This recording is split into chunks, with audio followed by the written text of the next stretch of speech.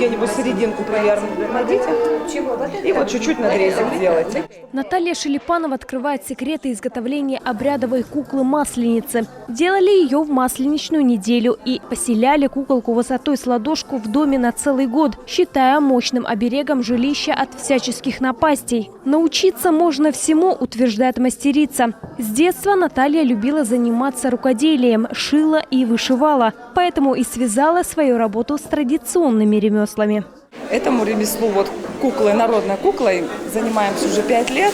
Вот именно я как бы. Научила меня Анна Николаевна Сурнина. Я была у нее на курсах. Сама немножко, что-то где-то, чего-то. На мастер года представлены у меня половики, узорные, пояса. Тоже есть узорные, полотняные. Представлены работы из соснового корня, также народные куклы. Союз мастеров Республики Коми и Центр народного творчества в последние годы большое внимание уделяют обучению ремесленников.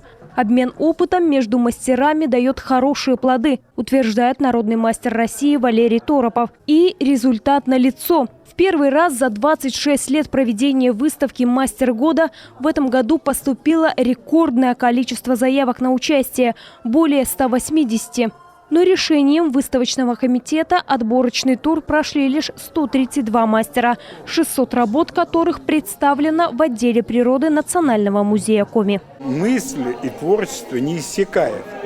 То есть оно меняется, значит, как бы речка, которая туда-сюда поворачивает, да, и тоже все равно, и появляются новые мастера, но и старые стараются не ударить грязь лицом где-то.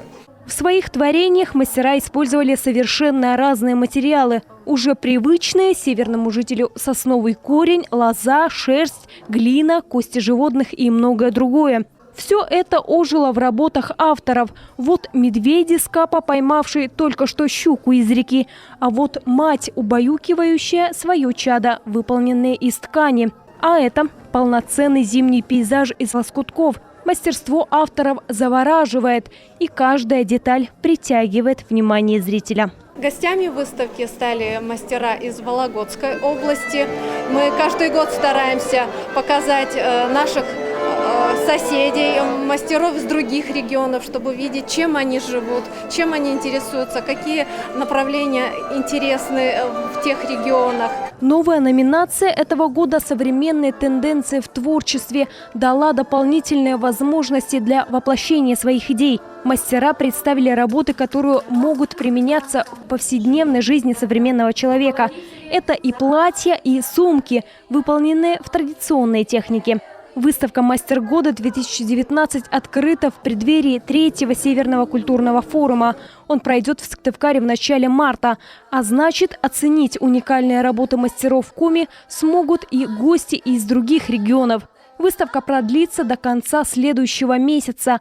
А уже 27 марта жюри огласит имя лучшего мастера республики 2019 года.